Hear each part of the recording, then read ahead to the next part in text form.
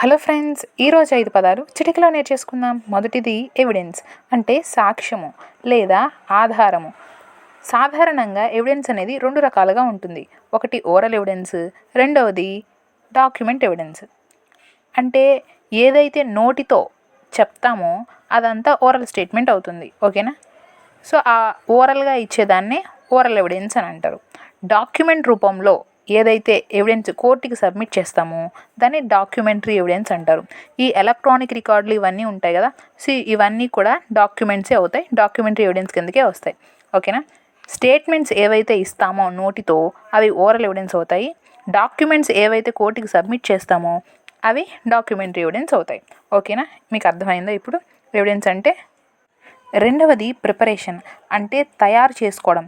ఏదైనా ఒక పనిని ప్రీ ప్లాన్డ్గా ముందే ఇలా జరగాలి అని చెప్పి ముందుగా ప్లాన్ వేసుకుంటారు కదా, సో అలా ప్లాన్ చేసుకోవడమే ప్రిపరేషన్ అవుతుంది. ఫర్ ఎగ్జాంపుల్, ఒక వ్యక్తిని చంపాలనుకుంటున్నాం అనమాట.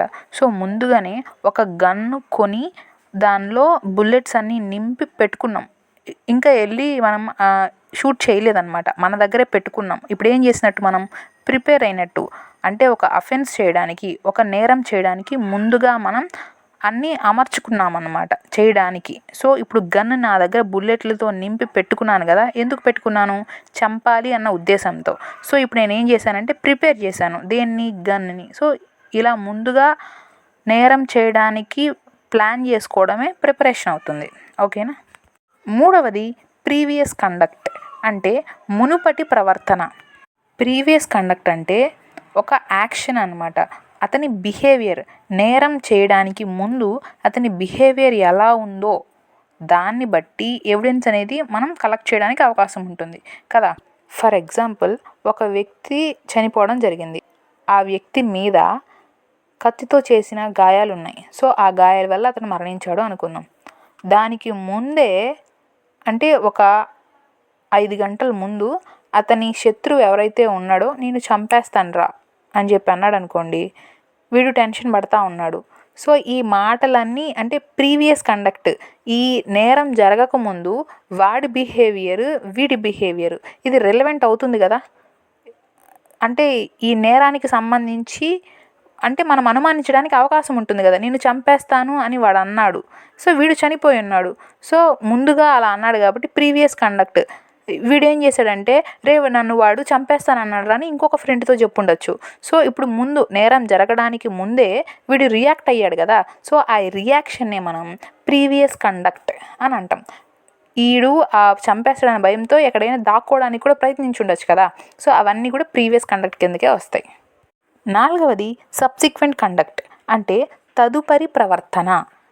ఇప్పుడు సేమ్ ఎగ్జాంపుల్ తీసుకుందాం. ఒక వ్యక్తి మర్డర్ అనేది జరిగిన తర్వాత వాడు వెళ్ళి పారిపోయాడనమాట, లేదా ఇంటర్నేషనల్ ఫ్లైట్ ఎక్కుతున్నాడనమాట, దేశం దాటి వెళ్ళిపోవాలి అని. ఇదంతా ఎందుకు?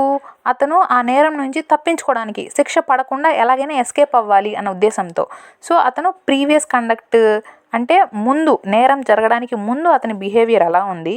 సబ్సిక్వెంట్ కండక్ట్ అంటే నేరం జరిగిన తర్వాత అతని బిహేవియర్ ఎలా ఉందో ఇవన్నీ కూడా పరిగణలోకి తీసుకుంటుందన్నమాట కోర్టు. సో అందుకని ప్రీవియస్ కండక్ట్, సబ్సిక్వెంట్ కండక్ట్ అని చెప్తున్నాను. అర్థమైందా? ఐదవది మోటివ్ అంటే ప్రేరణ, కదిలించే శక్తి అన్నమాట. అంటే వాళ్ళు ఎందుకోసం అలా చేస్తున్నారు అని చెప్పేదే మోటివ్ అనే పదం. ఫర్ ఎగ్జాంపుల్, అంటే ఒక వ్యక్తి ఒకలా ప్రవర్తిస్తున్నాడంటే దాని వెనకాల ఉన్న రీజన్ ఏంటి అని చెప్పి అనుకుంటాం కదా. ఇప్పుడు ఒక వ్యక్తిని చంపాడు అని అంటే ఎందుకు చంపాడు అతను ఎందుకోసం అలా చేశాడు, ఆ రీజన్ ఏంటి అని ఆలోచన చేస్తే, ఫర్ ఎగ్జాంపుల్ ఒక వ్యక్తిని నేను చంపాలనుకుంటున్నాను, ఎందుకు? నా మోటివ్ ఏంటంటే నా రివెంజ్ అది, లేదా అతన్ని చంపితే నేను ఫైనాన్షియల్గా గెయిన్ అవుతాను, ఇంకేదైనా రీజన్ వల్ల నేను అతన్ని చంపాలనుకుంటున్నాను. నా రీజన్ ఉంది కదా, నా రీజనే మోటివ్ అవుతుంది. అర్థమైందా? ఇవి ఇవాల్టి 5 పదాలు. మీకు నచ్చినట్లయితే లైక్ కొట్టి షేర్ చేసి సబ్స్క్రైబ్ చేసుకోండి. ఇలా రోజు 5 పదాలు రావడం జరుగుతుంది. ఒక్కసారిగా అన్ని పదాలు నేర్చుకోవాలంటే కష్టంగా ఉంటుంది. సులువుగా ఇలా 5 పదాలు గుర్తుంచుకోండి. మరో వీడియోతో మళ్ళీ కలుస్తాను. Bye bye.